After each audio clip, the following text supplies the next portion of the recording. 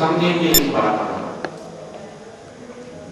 एक हम व्यवहार में ऐसा कहते हैं, कोई सतगुरु चार प्रकार के जिनके न्यारे न्यारे अन्न,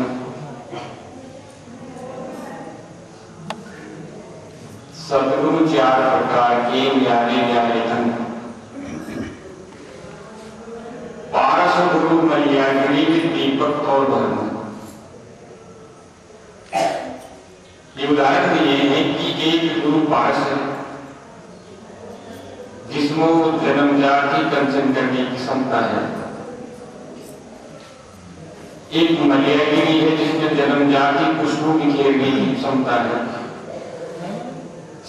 खुशबू बिखेरने, चंदन की खुशबू। यानी पारस में उसको जन्मजात कहीं से फूल लाना नहीं पड़ता, पारस में वो दूसरों को कंचन करता है। चंदन को कहीं से खुशबू लाने की जरूरत नहीं है, वो खुशबू उसमें है और जो नजदीक आता है उसे भी खुशबू बिखेरता है। ये तो जन्मजात नहीं है। अब दीपक है, उसको जला दो तो वो दूसरे को भी जला देता है, उजाला हो जाता है। दीपक से दीपक जला दो तो कई लोगों को उजाला हो जाता है। दिवाली में दीपक से दीपक जलाते ही हैं हम लोग, तो चंदन क्या होगा, झिलमिल जो बढ़ जाती। और भ्रंग है, उसका जन्म ही अपने आप में जो है उस गति को लेके बढ़ा के तो दूसरों को भ्रंग बढ़ाने। ये गुरुओं के स्तर है। अब आगे गुरु में किसको मान गया, ये अंग है गुरु की। आपका प्रश्न हुआ नहीं? अब इनकी भाषा समझेगा कौन? इनकी भाषा कौन समझेगा?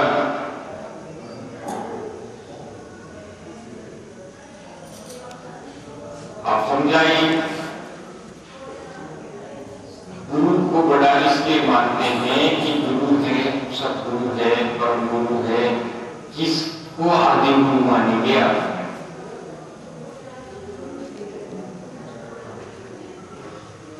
गुरु इसलिए बड़े हैं, ईश्वर से भी बड़े गुरु हैं। हम ईश्वर को नाम लेकर के को छोड़ देते हैं, कोई ईश्वर है और दुनिया में तीन ही चीज अनादि है। मध्य की समझ की बात है, एक ईश्वर अनादि है और एक जीवात्मा भी अनादि है और एक कुदरत भी अनादि है। या गुरु का कोई शब्द नहीं है। फिर गुरु किसे मानेंगे आप, शिष्य किसे मानेंगे आप? जब शिष्य भाव खड़ा होगा मैं गुरु नहीं। ये अनादि तीन चीजें, अगर जहाँ ईश्वर है वहाँ जीव है, जहाँ जीव है वहाँ ईश्वर नहीं। क्योंकि ईश्वर के बिना इस जीव का कल्याण नहीं है। एक कहानी कहूंगा आपको जो सुनी है मैंने, सबके कहां तक है आप समझो। शुरू में ईश्वर, जीव और ये प्रकृति ये अपने यौवन काल में थे।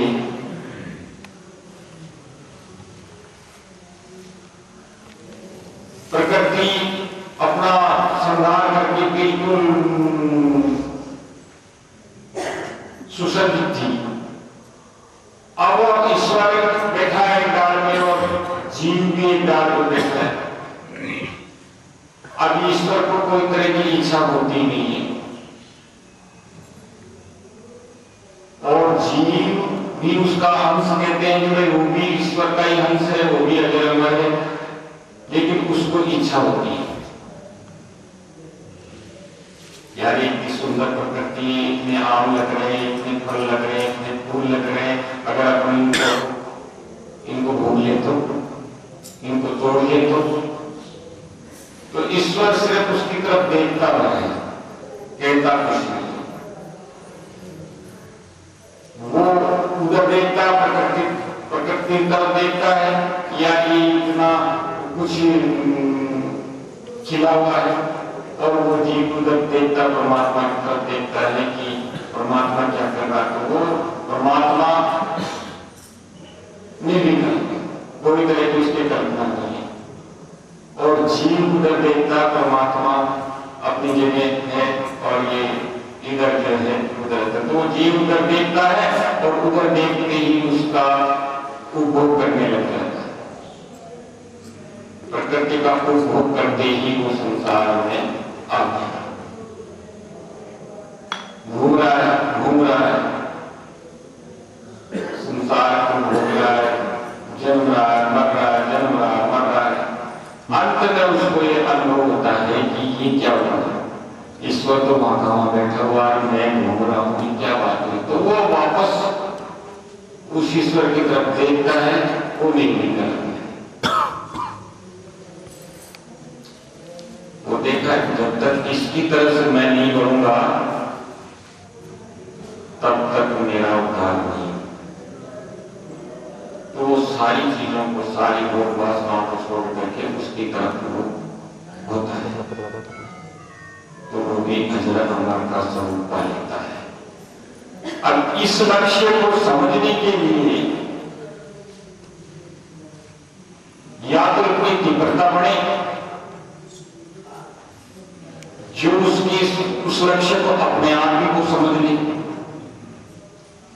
या फिर हमको कोई उसको समझा हुआ मार्गी मिले जो हमें उस गति को समझा नहीं। मतलब ये एक ही बात, यही तो मेरे विचार था कि गुरु बिना पुत्र है। अब गुरु तो आपने गुरु महाराज जब अपने पुत्र है कोई नहीं, एक ही पुत्र है। और जिस आदमी के जागृति होगी मेरे पुत्र में, जैसे भगवान बुद्ध ने सोचा संसार दुखमय है, तो इस संसार से छुटकारा कैसे पाया जाए, तो वो लगन में लाग गए। तो हालांकि गुरु की आवश्यकता, पर पहले वो आदमी वाई जो संसार में जिसके खुद जागृत पैदा हुई है, मेरे को संसार से तरना है। फिर धीरे धीरे उसने अपना मतलब उस चीज उस जगह पहुंच गया। तो शिष्य और मुर्शद में एक होता है, गुरु और शिष्य में एक होता है। साधु भाई ऐसा कहते हैं कि नहीं गुरु नहीं चेला, और 14 जलफल ब्रह्मण्ड नहीं तो आत्मा चल अकेला। ये तो भाव है ना हमारे गुरु और शिष्य। जब अपने स्वरूप की स्थिति में अगर चला जाता है तो गुरु कहाँ ठहरता है, शिष्य कहाँ ठहरता है, एक ही तो नहीं है। अब समझ में आ गया।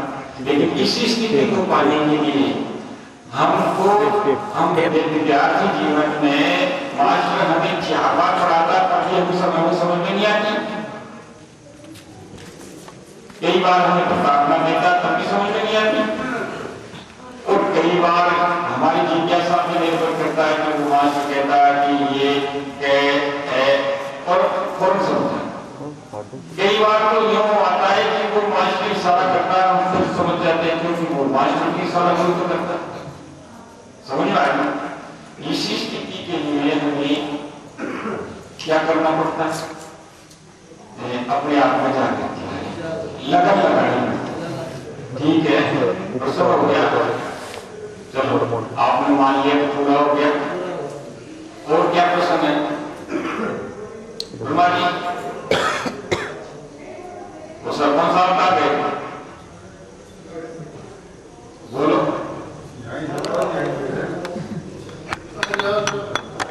नहीं कुछ बोलो।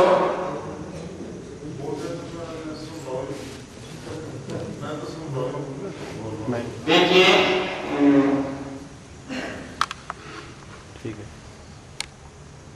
एक संत की साठ है कि उभय प्रबोधक चतुर्भागी।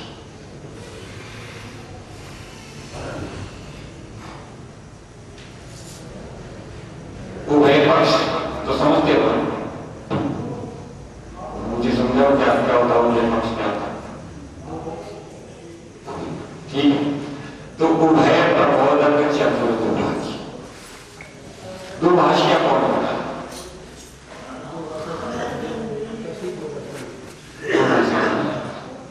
तो एक भाषा तो कौन सी माने हैं, जो दूसरी भाषा में उसका अनुवाद करते हैं उसे तो दुभाषी कहते हैं।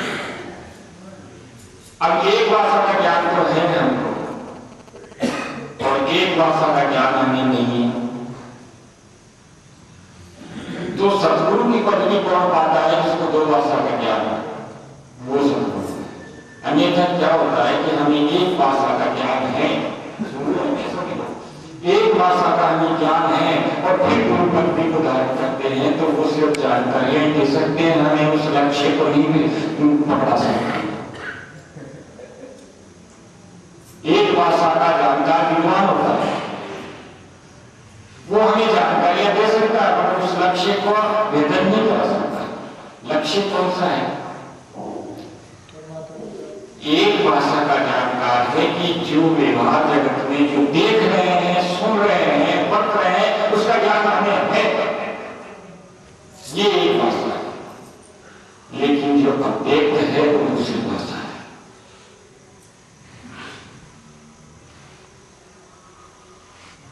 जो अव्यक्त है वो ना कहने में आती है, ना सुनने में आती है, ना देखने में आती है, वो दूसरी भाषा है। उसका ज्ञान कौन देगा? या तो हमारी इंद्रियों में इतना पैदा हुआ है कि हम आंखों से बिना आंखों से भी देख लेंगे, या फिर वो बिना जो आंख वाला है, बिना आंख वाला है, वो हमको दिखाए। उसी दो भाषा वो है और होता है, उसे दो भाषा कहते हैं। जो अव्यक्त को व्यक्त कर दे और उसी को योग कहते हैं। जो व्यक्त है जो दिख रही है संसार में, वो तो हम ही देख लेंगे। समझ में आ गया? उस दुभाषी की जगह वो दिखाता है, गुरु कहता है। देखिए उदाहरण पड़ा हमारे धर्म ग्रंथों में, धर्म ग्रंथों में एक उदाहरण पड़ा है कि दिव्य दृष्टि से विराट का स्वरूप देखा गया। एक स्पष्ट उदाहरण, तो दिव्य दृष्टि किससे मिली? गुरु से। दिव्य दृष्टि से विराट का स्वरूप देखा गया, तो वो दिव्य दृष्टि मिली किससे? गुरु से। जब कहने के लिए, सुनने के लिए, प्रश्नों के लिए 10 अध्याय पूरे हो गए, तब तक उस विराट को नहीं देख पाए। 10 अध्याय पूरे कर दिए गीता के, लेकिन वो विराट को नहीं देख पाए। उसके सत्य स्वरूप का, विराट का मतलब सत्य स्वरूप, विराट का मतलब है सब जगह, तो सत्य स्वरूप को नहीं देख पाए। और वो गुरु ने उसको बख्शी तो सत्य स्वरूप को देखा।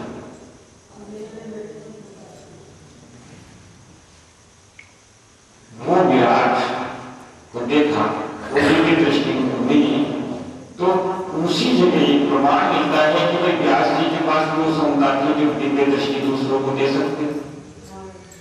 कृष्ण के पास भी वो क्षमता थी जो दिव्य दृष्टि दूसरों को दे सकते।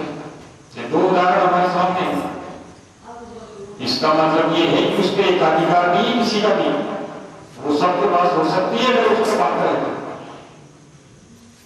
दिव्य दृष्टि का अगर वो पात्र है तो सबके पास हो सकती है, क्योंकि वो इतिहास में है कि जब व्यास जी के पास है, कृष्ण के पास है, तो किसी और के पास नहीं हो है, उसमें एक अधिकार नहीं है।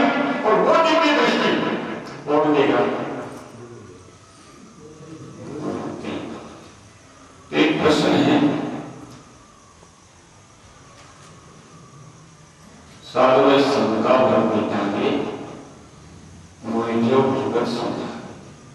प्रश्न, अब इसकी छाप है कि दिव्य दृष्टि अनहद खुले से हंस अमर कर पावे।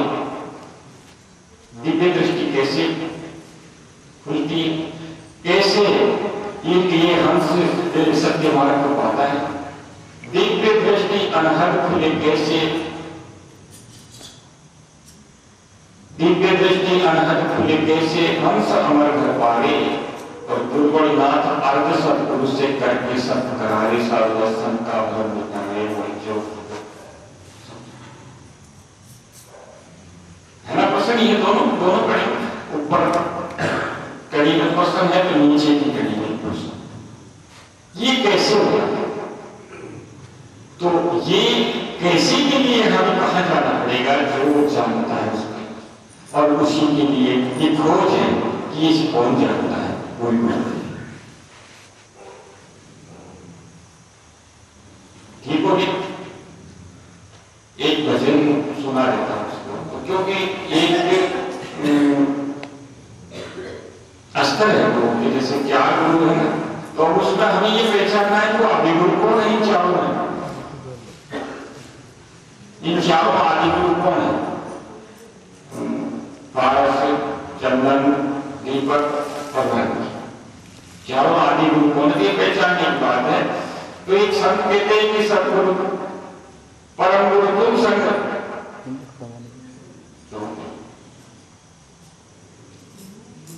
परम गुरु तुम संग रहना, सतगुरु मदद हमारी, परम गुरु तुम संग प्रीत हमारी, रहना सतगुरु मदद हमारी। तो वो एक खड़ा करा परम गुरु को, परम गुरु तुम संग प्रीत हमारी, रहना सतगुरु मदद।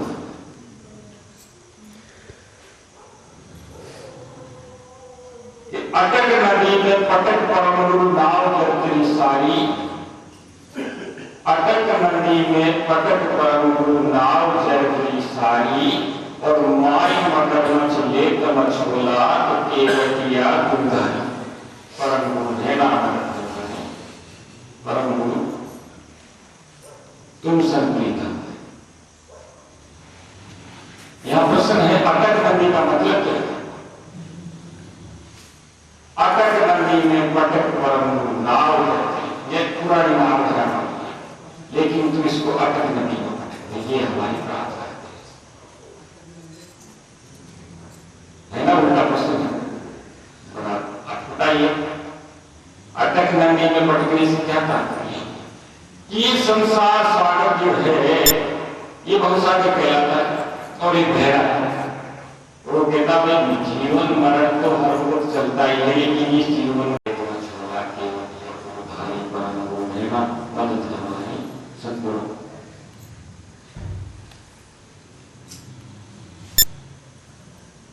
अब देखिएगा वो क्या लक्ष्य दे रहे हैं।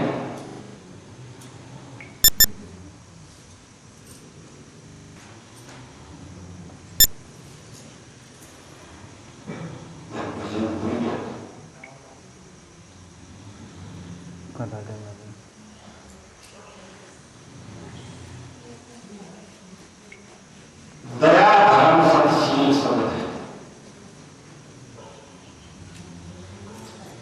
दया धर्म सतशील शब्द ये चार अंतकरण भाई, और कारण कारण काज संत केवटिया जूझ रहा जनी भाई।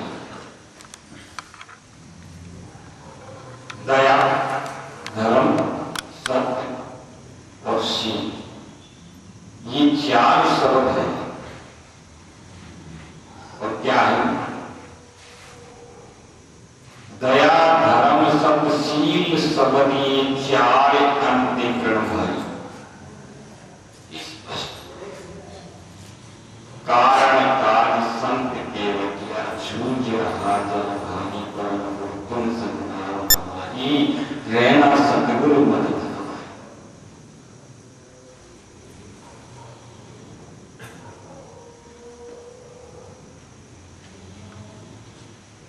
ये जो चार अंतकरण हमारे हैं, ये अगर हमारे निर्मल हो गए तो हमें कुछ करने की जरूरत ही नहीं है। जिसे हम देखना चाहते हैं वो अंतस्मरण हो गया, जिसे हम पाना चाहते हैं वो अंतस्मरण हो गया। तीर्थ व्रत उपासना प्रार्थना तप योग ध्यान क्रिया जितना भी कुछ क्रियाशील मार्ग है वो अंतस को शुद्ध करने के लिए, अपने अंतकरण को शुद्ध करने के लिए ये भिन्न भिन्न तरह के मार्ग है। वो तप कर रहा, कोई योग कर रहा, कोई प्रार्थना, कोई उपासना, कोई भजन, कोई ध्यान, ये सारे कर्म जितने भी है ये क्रिया वो सारे अपने अंतकरण को निर्मल करने के लिए बताया गया। और जब अंतकरण निर्मल हो गया तो फिर जिसे आप पाना चाहते हैं, जहां आप रहना चाहते हैं, वो आपके अंतस में उतरी है, कहीं फर्क है नहीं, एकदम शीशे की तरह निर्मल हो गया। जिसे देख रहे हो और वो बिन जो है आप हो, दर्पण में बाहर भी आप हो और भीतर भी, कोई फर्क है ही नहीं। ये गति है। तो इसको पाने के लिए व्यक्ति जितना निर्मल होता है उतना उसको समझता है। जितना व्यक्ति का आवरण चढ़ा जाता है, मैल चढ़ा जाता है, किसी दूसरी भाषा में पाप का लगता है अंतस। तो ये जितना हमारा अंतस निर्मल है उतना ही हम उसे समझ रहे हैं, और जितना हमारे अंतस में मैल चढ़ा हुआ उतना ही हम उसको दूर से समझ रहे हैं। प्यारी संगत मेरा कहना है कि अंतस को निर्मल करने के लिए अनंत मार्ग है, अनेक मार्ग हैं। जो मार्ग आपके गुरुओं ने बताया है उस पर लग सकता, क्योंकि उनका अनुभव है, वो गलत नहीं हो सकता। कोई योग, कोई पूजा, कोई से पूजा से, कोई योग से, कोई तप से, भिन्न तरीके से, और जिन्होंने उसको नजदीक से जाना है वो साथ कहते थे, वो साथ कहते हैं कि चारों वेद खगोल के अंत कहोगे राम।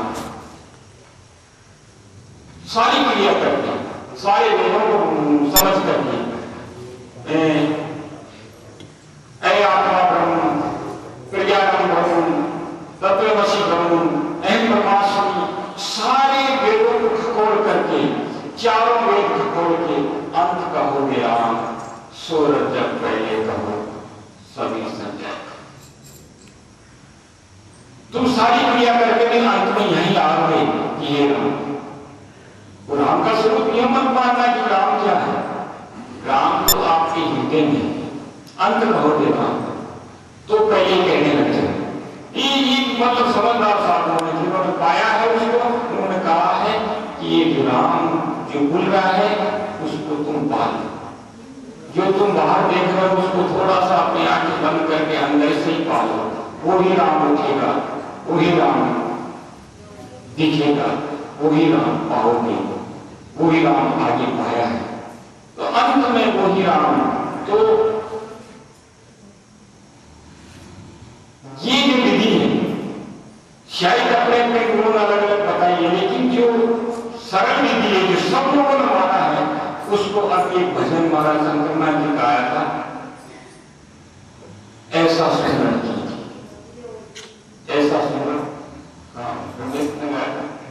ऐसा सुमरण, कैसा बिनमुख, जो बिनमुख जी गया, जहां आपको रोटी लाने की जरूरत, जीव हिलाने की जरूरत, कुछ करने की जरूरत नहीं। ऐसा सुमरण कीजिए जो बिनमुख जी गया। धागा तो टूटेगी और मणिया जाएगा खोए, पल भर तो नहीं बिसरे।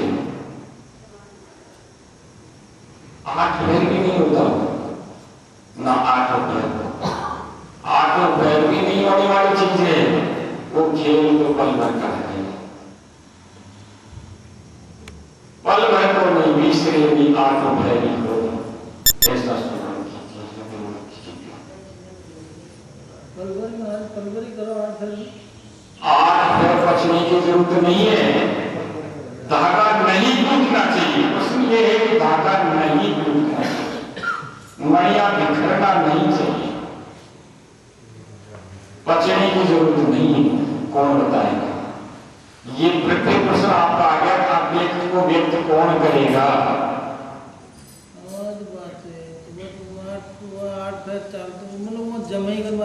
अब सुनो, मेरी बात नहीं चलता, इसके लिए तो हमें प्रयत्न करना पड़ता है। तो ये एक बात है कि जितनी क्रिया है, जितना कर्म है, जितना हमारा सुमरण है, जहाँ जितना हमारा जो प्रयास है, वो सिर्फ जाप तक सीमित है। अजाप तक आते ही हम मुक्त हो जाएंगे। जितना भी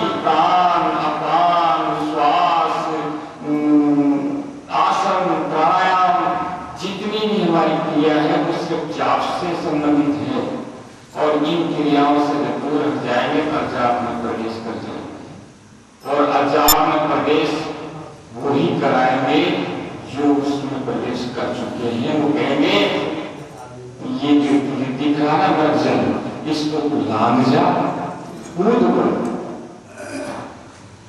आत्म मिल जाएगा। अगर वो क्रियावाचक होते तो अकेले ऐसे ऐसे हैं जो हथेली में सिर काटने को तैयार हैं, मगर ये क्रियावाचक नहीं है।